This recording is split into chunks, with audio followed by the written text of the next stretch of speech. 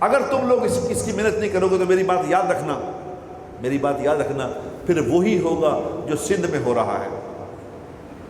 آپ لوگ بھی دیکھتے ہیں، یہ تو سوشل میڈیا نے ساری بات عام کر دی ہے۔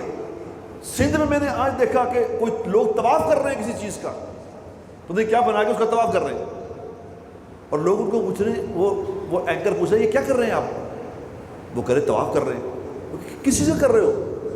انہوں نے کہا یہاں سے ہماری مرادیں پوری ہوتی ہیں، ہم ان کا طواف کر رہے ہیں۔ انہوں نے کہا وہ اینکر کہہ رہے ہیں کہ طواف تو صرف خانہ کعبہ ہے، اور کہا جاؤ تم، ہماری تو مرادیں یہاں سے پوری ہو رہی ہیں۔ دیکھیں نا، اللہ نے خود فرمایا ہے کہ کعبۃ اللہ کے علاوہ کسی چیز کو طواف کرنا جائز نہیں ہے۔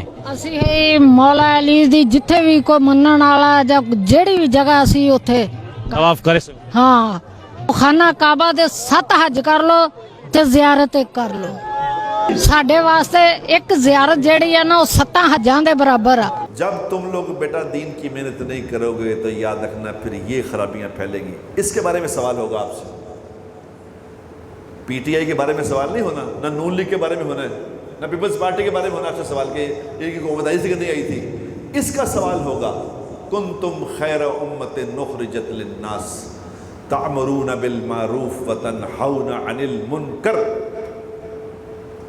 تم بہترین امت ہو، تمہیں لوگوں کی نفع رسانی کے لیے نکالا ہے۔ امر بالمعروف نہیں عن المنکر۔ امر بالمعروف کا مطلب ہوتا ہے لوگوں کو اچھائی کی تلقین کرنا، لوگوں پہ محنت کر کے ان کو اچھائی پہ لانا، اور لوگوں پہ محنت کر کے ان سے برائی ختم کرنا، لوگوں پہ محنت کر کے ان کے اندر سے ساری نافرمانی کو ختم کرنا، یہ ہوتا ہے نہی عن المنکر۔ غلط بتا رہے ہیں آپ کو، امر بالمعروف نہیں ان کے مطلب غلط بتا رہے ہیں۔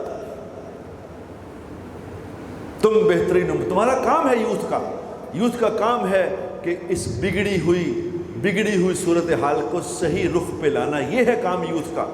اور بگڑی صورتحال کیا ہوتی ہے؟ بگڑی ہوئی صورتحال یہ ہوتی ہے کہ لوگوں سے اللہ کے احکامات نکل جائیں، لوگوں سے نبی کے طریقے نکل جائیں، لوگ بے راہ روی کی طرف پل پڑیں، اور لوگ دنیا کی زندگی کو کامیابی سمجھنا شروع کر دیں۔ یہ ہوتی ہے بگڑی صورتحال۔